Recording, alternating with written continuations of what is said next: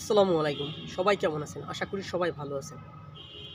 আসলে বাংলাদেশ ক্রিকেট নিয়ে কিছু আলোচনা করতে চাই। সেটা হলো যে, বাংলাদেশের পাইপলাইনে এখন অনেক ক্রিকেটারই আছে।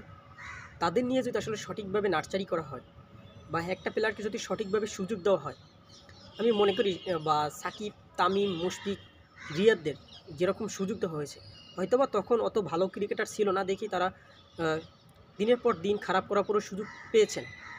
কিন্তু বর্তমান সময়ে বাংলাদেশ ক্রিকেট টিমে অনেক ভালো মানের ক্রিকেটার আছে বা উঠে আসছে পাইপলাইন থেকে বা এসপি থেকে। তাদের জাতীয় দলে এসে হয়তোবা তারা শুরুতে ওই ইন্টারন্যাশনাল যে চাপটা তারা হয়তোবা নিতে পারছে না। শুরুতে ১ মাস ২ মাস ভালো গেলে পরবর্তীতে একটু খই হারিয়ে ফেলে।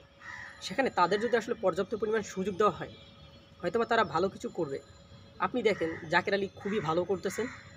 অভিষেকের পরে প্রত্যেকটা ম্যাচেই তার ভালো একটা আছে বা পারভেজ হোসেন ইমন তিনিও ভালো স্টার্ট করছেন। তানজিদ তামিম থেকে শুরু করে অন্যান্যরা। তো সবাইকে ভালো একটা সুযোগ দিও। তারা দেশের জন্য ভালো কিছু বয়ে আনবে ইনশাআল্লাহ।